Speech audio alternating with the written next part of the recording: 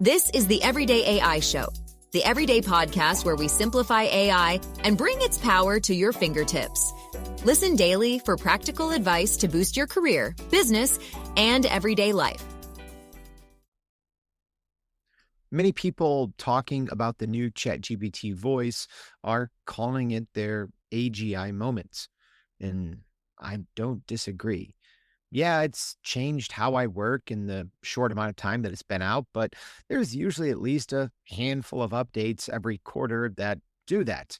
But this update from ChatGPT Voice changes how I think about work. And that has rarely happened in the nearly 4 years I've been doing the Everyday AI show. It's like if you've ever seen Iron Man, ChatGPT Voice is literally like having your own Jarvis. Whether you're in front of your computer or across the country, like I was the past couple of days, you can ramble hands free and natural language, and the desktop version of ChatGPT will literally just control itself. It'll do anything on your computer that any skilled human could do, but you don't have to be there doing any of it. And I really put this through its paces yesterday as I took about an hour long walk in controlling my home computer through my iPhone. And my computer at home was creating documents, using other desktop programs like Claude Code, organizing my cloud storage, triaging emails and drafting replies, and planning this very show by transcribing YouTube reviews and saved bookmarks that I just didn't have time to get to, creating images, all that stuff. I just gave commands and the work was just done. So obviously, OpenAI can't call this thing Jarvis mode, but you can see how that might be a more fitting description than the moniker of ChatGPT Voice. But I will say this, I've used literally thousands of AI tools and features over the past 4 years of doing everyday AI, and ChatGPT Voice has instantly become the number one most useful ever. So what is this ChatGPT Voice thing, and why is it so special, and why haven't you used it yet? Well, we'll break all those down as we put AI to work on Wednesdays on Everyday AI. All right, here is the big picture. ChatGPT Voice became an agent management interface. So this just came out. It hasn't even been out a full week since OpenAI announced it, and it lives inside of the desktop version of ChatGPT Work and Codex, which is the same thing, by the way. So ChatGPT Voice is powered by the new GPT Live model. A little confusing, but we'll break it down. And that somewhat confusing rollout, I think, made for this being the undisputed most criminally underhyped release in AI ever. Right. Sometimes you see these like little releases come out and everyone's talking about it like, oh my gosh, this thing's going to, break how we all work. It's going to take away all these jobs. It's going to do all these things. Right. Chat GPT voice. Uh, I don't think people are talking about it, right? I'm very ears to the ground when it comes to these kind of things, and people should be talking about this and using this more. And that's why we're going to be going over it on today's show. So stick with me for the next 25-ish minutes. And here's what you'll learn. You're going to know how the ordinary voice mode differs from the new ChatGPT voice launched inside Work or Codex. You're going to know which evidence and approval rules that you need to keep authoritative sounding updates accountable, because you can't just trust the voice and never go back to it. And I'm going to give you the 7 advanced ChatGPT voice uses that you're going to want to start using and apply to your workflows immediately. Let's get into it. Welcome to Everyday AI. My name's Jordan Wilson, and well, this thing's for you. This is your daily live stream podcast and free daily newsletter, helping everyday business leaders like you and me, not just keep up with AI, but how you can use all of these updates. I tell you what matters. You go put it to work, grow your company and your career. So please, if you haven't already, subscribe to the podcast on Apple Podcasts or Spotify, and make sure you go to our website at youreverydayai.com. We're going to be not only highlighting the big takeaways from today's show, but also giving you all of the other AI news you need to know to stay ahead. All right, so let's get into it. So on Wednesdays, we put AI to work on Wednesdays. So the latter half of this will be kind of demo based. So FYI, if you do want to see the video version of this, it will obviously be somewhat visual, because if everything goes correctly, which for an unedited, unscripted demo of a super smart AI taking over my computer. Who knows what could go wrong, right? But you can always catch the video version of this on our website at youreverydayai.com or on LinkedIn, YouTube, Twitter machines. All right. But let's first start with the two basic settings that you have to understand. It's kind of settings slash, getting your mindset right on what's named what. And this is important because there's a lot of confusion on this. Because most people are like, okay, well, yeah, ChatGPT voice, I know it's not new, right? I've been able to talk to ChatGPT for a while. So yes and no. I essentially want to take you through 4 different phases or buckets of using your voice to interact with ChatGPT. All right. So number 1, dictation. That's been around for a very long time. Literally, some people think that that's what this is. That's not. So dictation, right? You can click the little microphone button on the ChatGPT interface, and you can talk, and it's just going to turn your speech into text. That's dictation. That's not what we're talking about. Then there's the old voice mode, which was technically called advanced voice mode. There was a different voice mode before that. All right. But that was more of the walkie-talkie, right? That's the turn-by-turn conversation mode. So that was what, a month ago, that's what OpenAI had. That's what Claude has today. Nothing wrong with that, but that's not what we really want out of a voice mode. What we want is, well, the actual engine driving this, and that is GPT Live. So that is what is called this kind of full duplex voice mode. So that means, and you'll see an example of this, the voice mode, GPT Live, can talk and listen at the same time. It can, as it's talking to you, it's using another model in the background to call tools, look up information on the internet.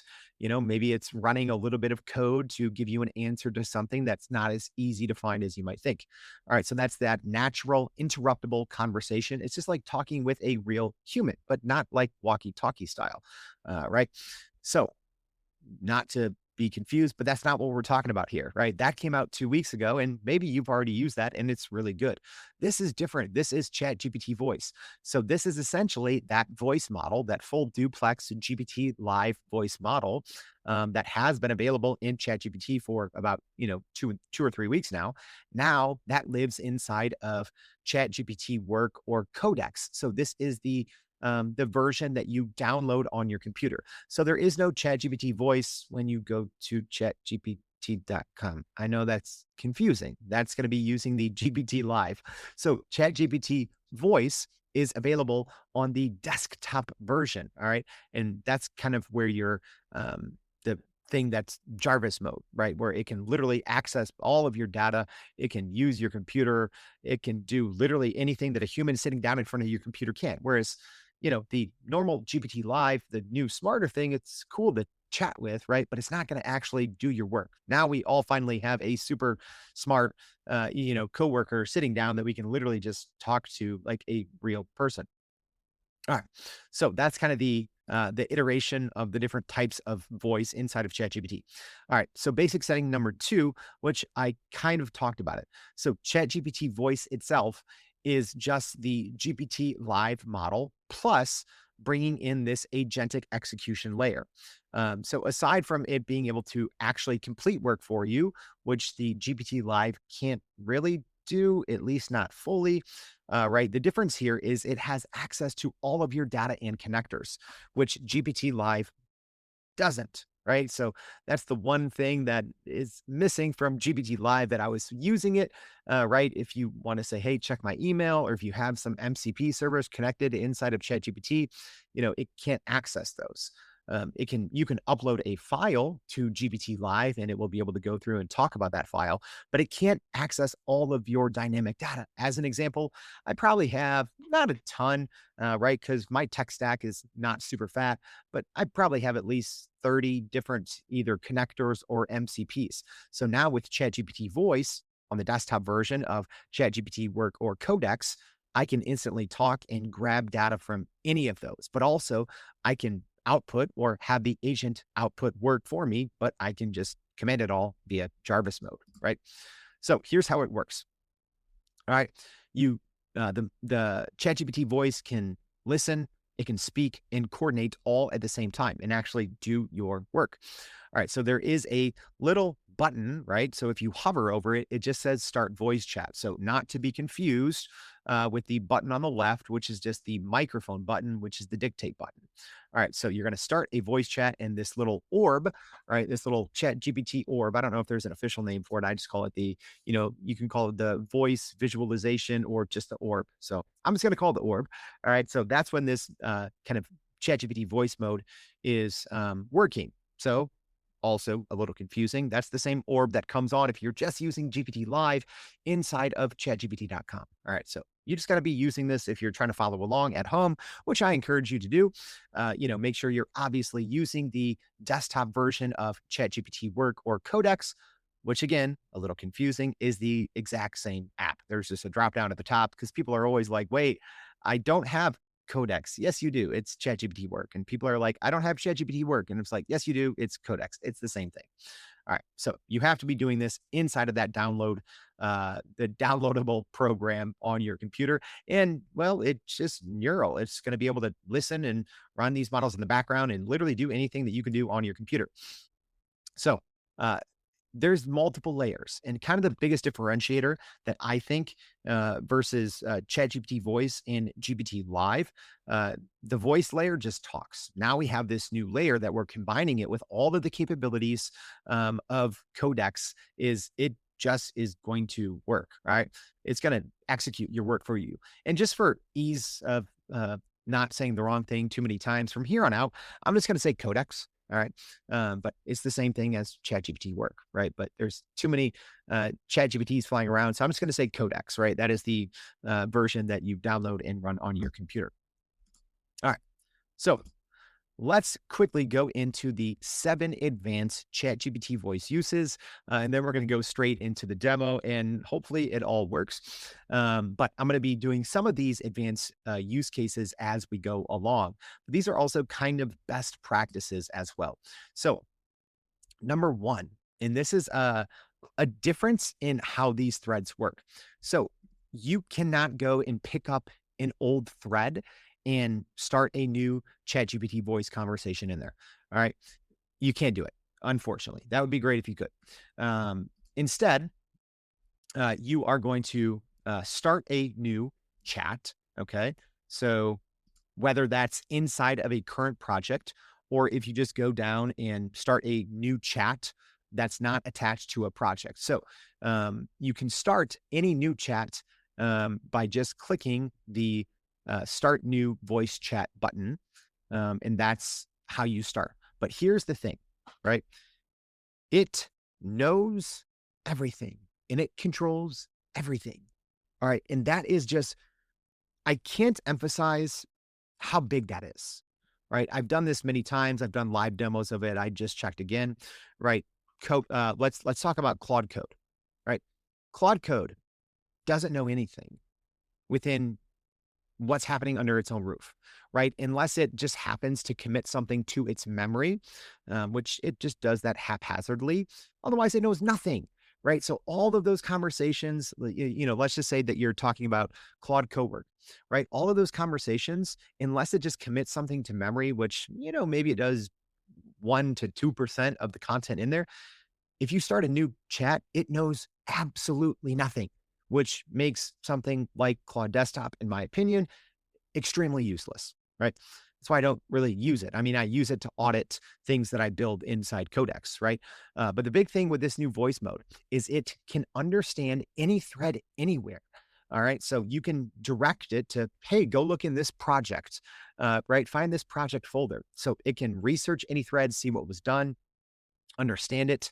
It can send a message to any of those threads. So it is just absolutely crazy how a voice mode, because the old advanced voice mode couldn't do that.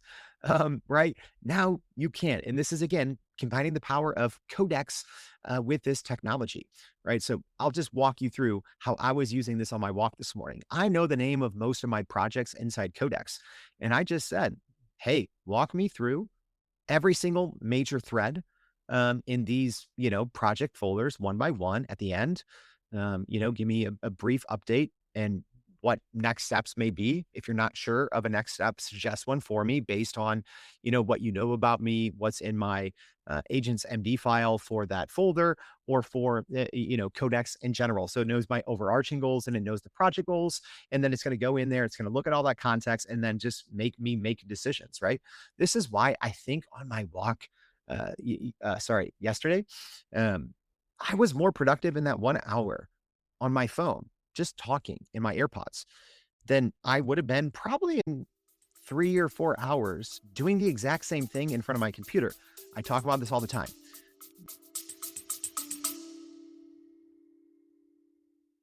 Are you still running in circles trying to figure out how to actually grow your business with AI?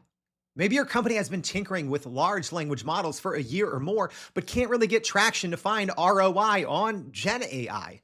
Hey, this is Jordan Wilson, host of this very podcast. Companies like Adobe, Microsoft, and NVIDIA have partnered with us because they trust our expertise in educating the masses around generative AI to get ahead. And some of the most innovative companies in the country hire us to help with their AI strategy and to train hundreds of their employees on how to use Gen AI. So whether you're looking for ChatGPT training for thousands or just need help building your front-end AI strategy, you can partner with us too, just like some of the biggest companies in the world do. Go to youreverydayai.com/partner to get in contact with our team, or you can just click on the partner section of our website. We'll help you stop running in those AI circles and help get your team ahead and build a straight path to ROI on Gen AI.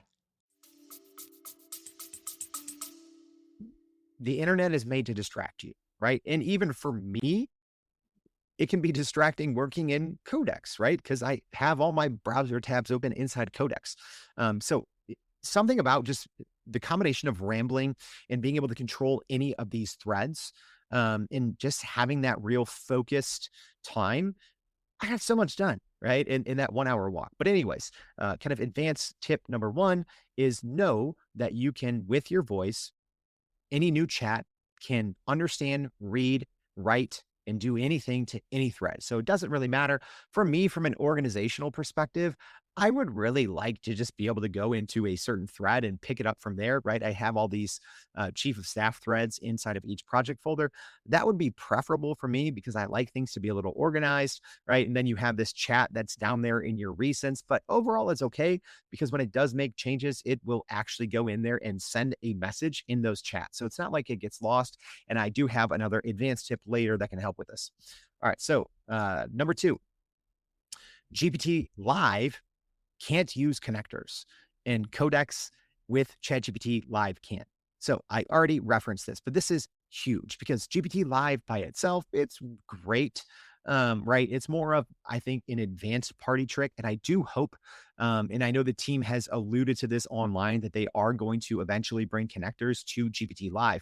But at least for me and how I want to use, ChatGPT, I need it to be connected to those 30 or so connected integrations and MCP servers, right? If not, it's just a better way to browse the internet, which is fine, right? But I really want to use this to get work done, and that is why this combination inside Codex is amazing. And I don't know why I literally didn't see anyone talk about this or reference this, right? I follow the chatter, and I've watched a couple of videos of people giving their opinions on this, and no one is mentioning this, right? This is the biggest unlock right there, to be able to go through your entire inbox, to go through your, everything in Slack, and to be able to talk about it and just say, yes, send this. Yes, draft this.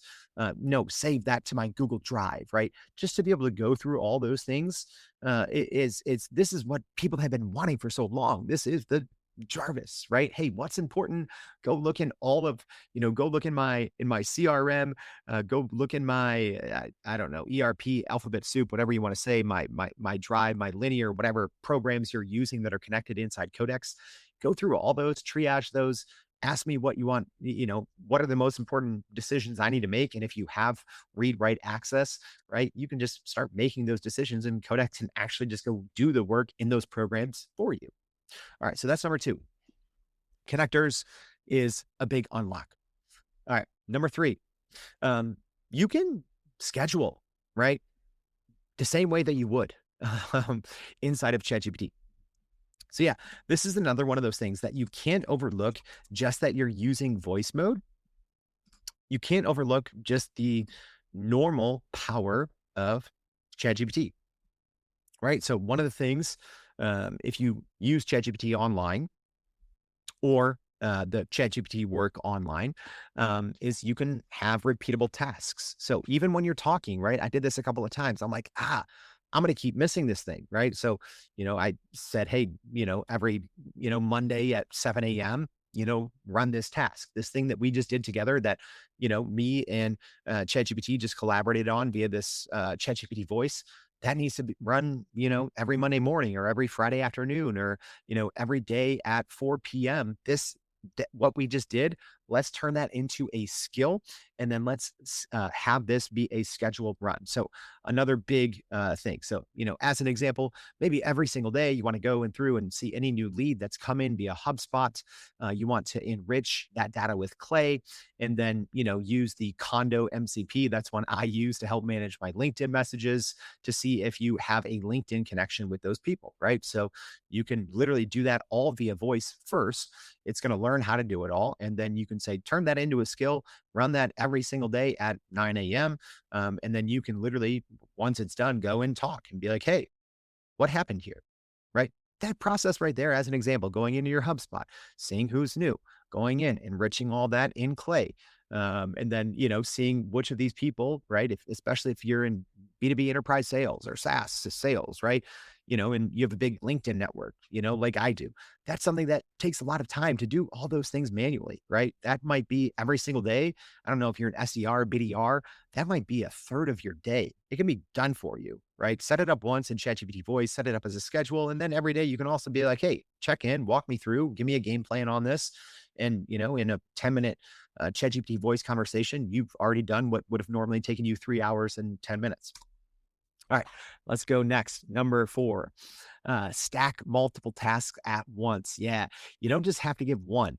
You can just kind of ramble on and just keep giving more and more assignments. As you are going back and forth, remember, sometimes ChatGPT will interrupt you. You can interrupt it, which is actually fine because that's how a normal conversation goes, right? Normal business conversation, sometimes you just interrupt each other, right? You might not do that in a big business meeting or if you're meeting with the president of the company, but if you're working with colleagues or people on your team, you probably interrupt each other all the time because if you see someone's going down the wrong path, you don't necessarily want to give them 30 seconds or 3 minutes to keep going down that path. You're like, oh, no, wait, hold up. That's not what I was talking about. Let's rewind a little bit, right? You can do the exact same thing, but also just stack those multiple tasks, and the voice will just only return when it needs more information from you or when it has updates. All right, the big unlock here, use your iPhone. My gosh, but it's a little tricky because remember, all right, Codex doesn't have an app. It is in the ChatGPT app. So confusing part here. If you go into the ChatGPT app and you're looking for that little button I told you to push, that's just going to launch GPT Live, which is not what you want. So you're going to go onto your iPhone. You're going to click Remote. Then at the bottom of the screen, you're going to click that button to start a ChatGPT voice. All right. So don't just open your ChatGPT app on your iPhone and click the voice chat button.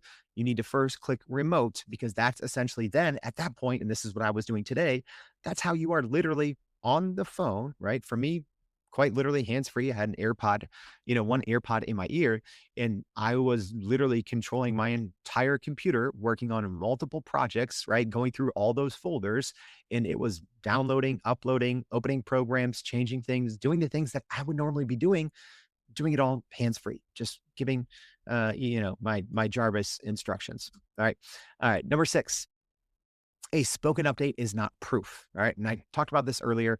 You should require a durable artifact. What does that mean? All right. When you go back, especially, right, and this is something I really found yesterday morning.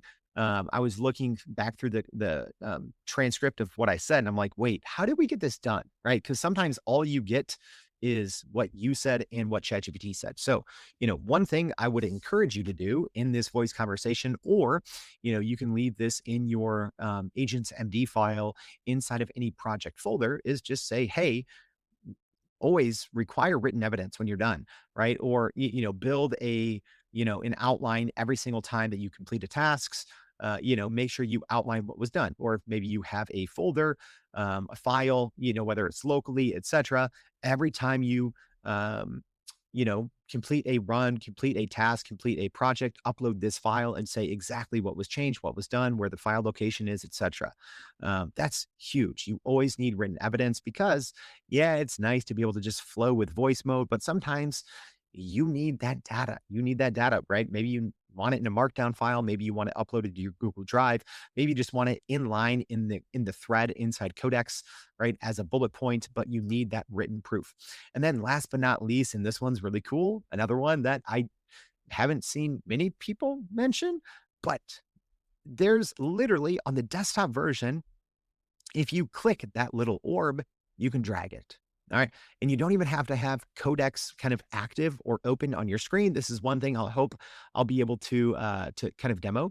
But all you have to do is pull the little orb away, right? Which it's kind of hidden, right? You don't even know that you can do it.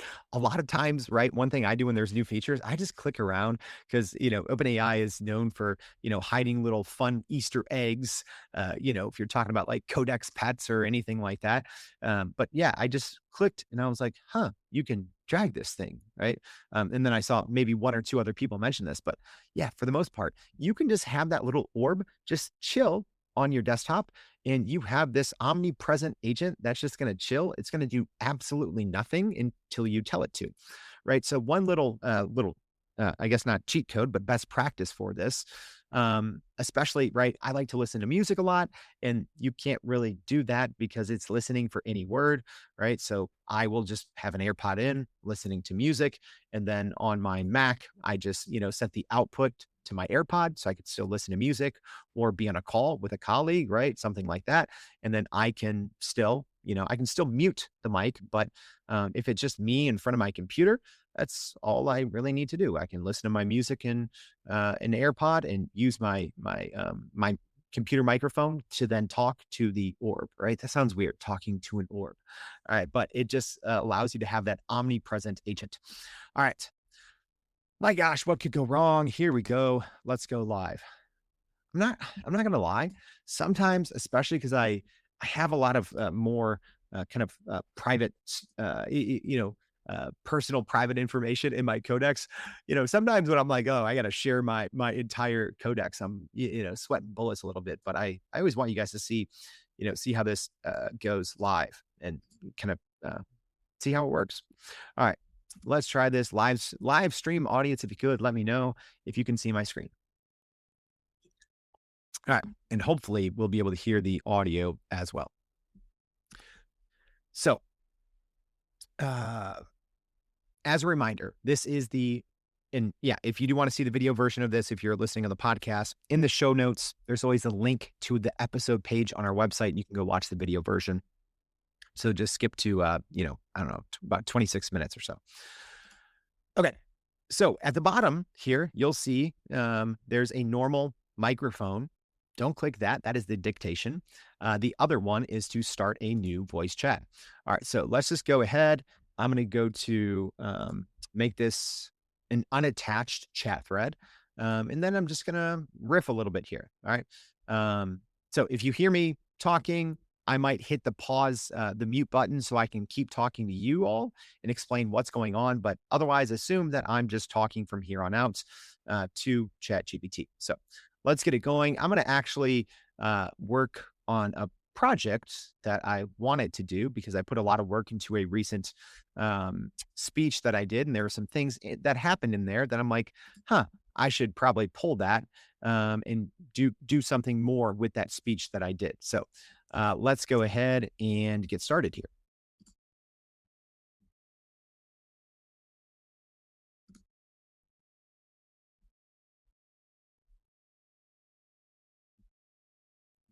Gotta love the live demos. I've literally never seen this screen come up before where it said voice chat couldn't start. Oh, that's funny.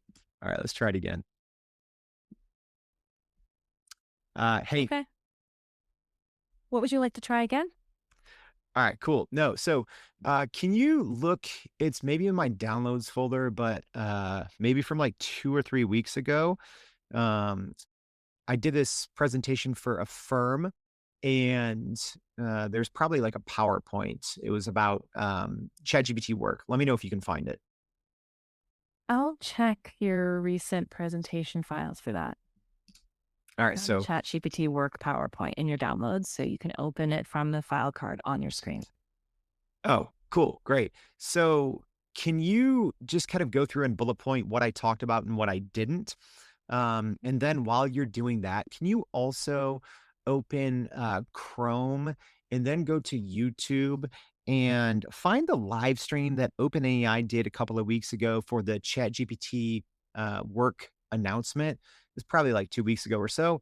And then copy that link from that OpenAI live stream, and then use computer use and open up an app on my computer. It's called Parrot.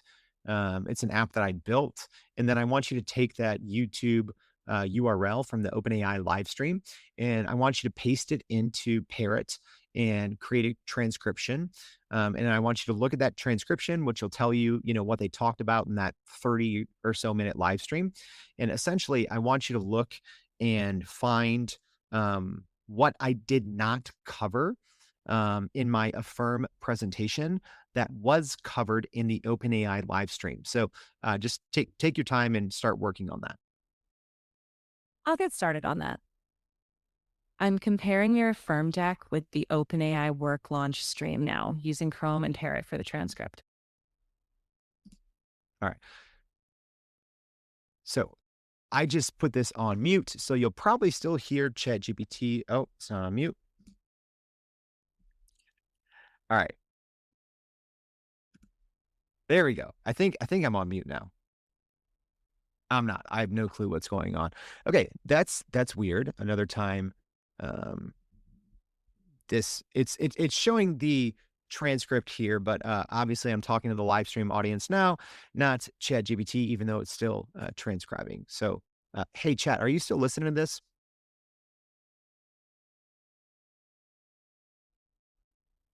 Okay, interesting. Love doing these. Love doing these live streams here. Um, because I always run through and do the demo, and then I always get these weird things that happen that didn't happen before. So it was muted, but it was still dictating what I was saying, which didn't happen in all of my testing. Anyways, so let me explain what I did and what's happening now, because it's already opened up this program that I created called Parrot. Right, just as it's an awesome program that I built up over the past however long. So I told it, go find this presentation I did 2 weeks ago. I don't remember what was in it because I literally had to build it, like rebuild it the night before, because it was right when OpenAI announced ChatGPT work. And I didn't remember if I got everything from the live stream into that presentation. And I thought that maybe at some point I'll do an entirely new course or something like that on Codex or ChatGPT work. So I'm like, well, I put together a lot of work in this presentation and I thought it was pretty good, but there's probably some things I didn't get to. So what's already happened is Codex went in, or ChatGPT Voice inside Codex went in. It opened up this program that I built. It grabbed the URL and it went in and pasted it. It looks like it has the transcript up, and we'll see what's happening here. The Parrot transcript is captured, so I could ground this in what they actually covered. Here's the quick take.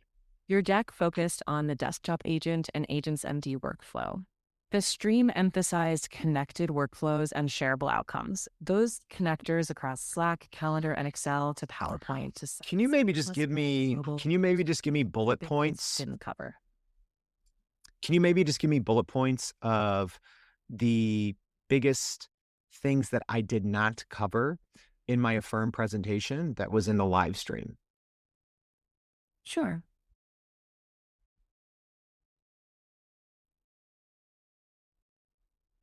The biggest things you didn't cover were connected work across tools like Slack, Gmail, and Calendar, end-to-end finance workflows like Excel to PowerPoint reporting, interactive sites for dashboards or internal tools, starting tasks on mobile. That's a good point. I think that there was a new update a couple maybe it was Thursday, but I don't even think OpenAI put anything on their website about it. It was something in sites.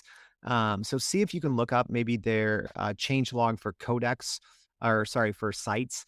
I think it was something about there's some new analytics. Can you look that piece up? Yeah, I'll check that.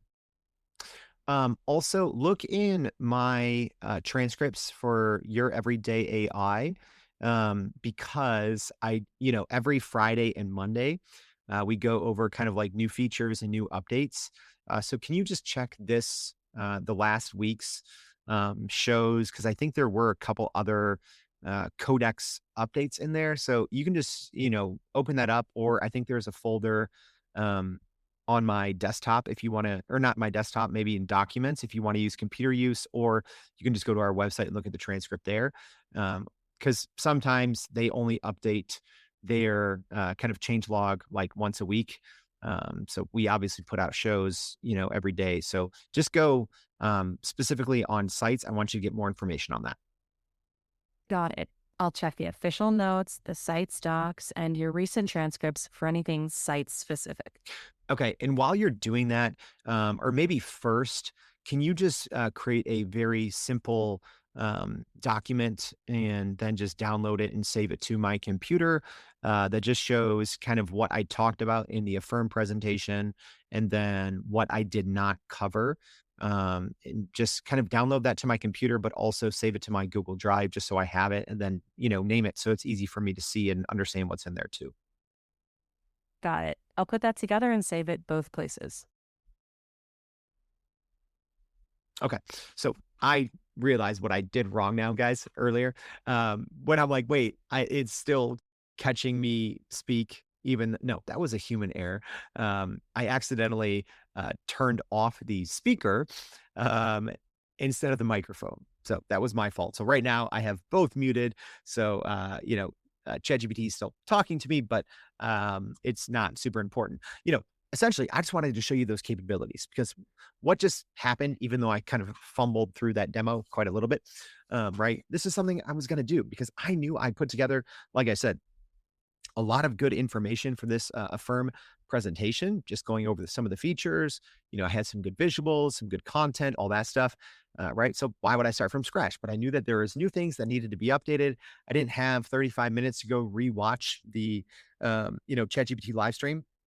So I just had it literally use its built-in browser, go find the YouTube channel for OpenAI, find that live stream, take that link. It opened up a program that it wasn't even pinned to my desktop. So it just found it. It opened up the program that I built, it transcribed it, and then it compared kind of everything that was in that PowerPoint that it opened in its file browser to the transcript from the OpenAI live stream. Right now, it's putting it together, and it's all ready. It just told me that it's put that document together, and it's done. So that's good. And it also said it confirmed the missing sites update. So, all right, I do want to show maybe one or two other things quick. So I'm going to start a new voice chat, and here we go.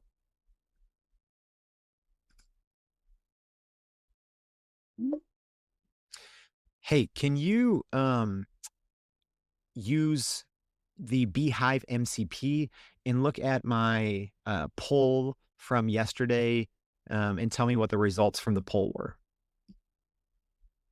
Yeah, I'll check yesterday's Beehive poll results quickly. All right, so I just muted chat, but what I'm showing for our live stream audience here is I'm actually minimizing. I'm going to minimize Codex here, and you'll see here kind of this little orb floating around on my desktop. OpenAI's new Jarvis live mode is leading with 32. Claude Opus 5 hands-on has 21, and 6 people picked other. Okay, could you just start that over? I missed the beginning. Sure. Yesterday's AI Working Wednesdays poll has 59 votes. OpenAI's new Jarvis live mode is leading with 32. Claude Opus 5 hands-on has 21, and 6 people picked other. Cool. Can you tell me what my open rate was um, yesterday, or sorry, on Monday, July 27th versus the Monday before that? I just want to see kind of what the open rates were over those last ones. Okay, I'll pull up both Mondays and compare them.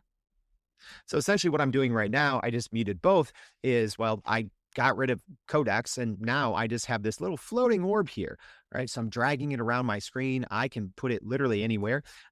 It's showing me, even though I have it muted, what the open rate was. It says this yesterday or 2 days ago, it was about 55%. And the Monday before it was 58%. That's still because, opens keep trailing in a couple of days after. So pretty cool. You can see right there some of the basic things. So I went through showing you multiple tasks at once, kind of stacking those using different connectors and MCPs, right? I used my Google Drive, that's a connector. I used an MCP, which is a model context protocol, for my newsletter because it doesn't have an official ChatGPT connector. I, did things like browsing the web, pulling, opening other programs on my computer. And, it was clicking around, you probably saw it. It happened very quickly because computer use is very fast inside GPT 5.6 Soul. So that's a wrap for the demo portion. It didn't go too bad, right? Maybe we'll see how this actually turns out. Hopefully it recorded all that audio. But here's the takeaway. This is a completely new way to work, right? And almost a new way to think about work, right? Because even before, right? Honestly, like even just 10 days ago, before this update came out, for the most part, when I wanted to be the most productive, I was still sitting in my chair and, clicking around, right? Which is not bad necessarily, right? But distraction, overwhelm, and sometimes what I found is when you're not actually looking at a screen and when you're able to just kind of ramble and yap, right?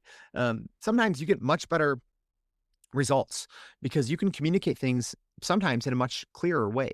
Because sometimes, especially if you're typing, right? Not everyone can, especially if you work in an open office, you can't always ramble, right? Or if you're working on something private, maybe you work at home and you can't, talk about certain things, with other people around.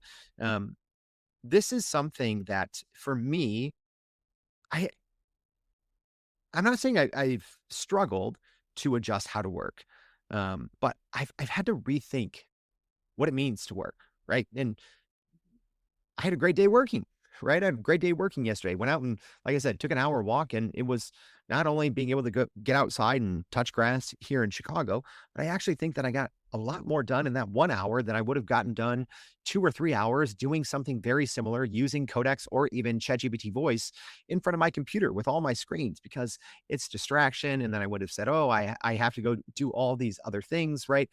So it is definitely, the new ChatGPT Voice is like having a Jarvis. And at least for me, even though I've been Codex pilled since the day it came out, sometimes I still find myself still doing some of the work, right? And this has been a refreshing change in that, because I'm actually just using my brain and thinking a little bit more, trying to think more strategically and creatively, and, being able to communicate things in a different way, and, being able to describe all the nuance, and, having ChatGPT Voice sometimes poke holes in my plan. So it's been for me a lot more talking and iterating and working through my voice, which for me is really easy, and maybe it will be for you. But I hope this episode was helpful.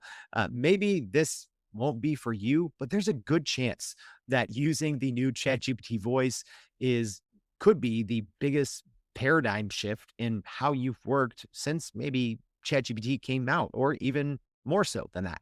So thank you for tuning in. If you haven't already, again, please go to youreverydayai.com, sign up for the free daily newsletter. Thanks for tuning in. We'll see you back tomorrow and every day for more Everyday AI. Thanks, y'all. And that's a wrap for today's edition of Everyday AI. Thanks for joining us. If you enjoyed this episode, please subscribe and leave us a rating. It helps keep us going. For a little more AI magic, visit youreverydayai.com and sign up to our daily newsletter so you don't get left behind.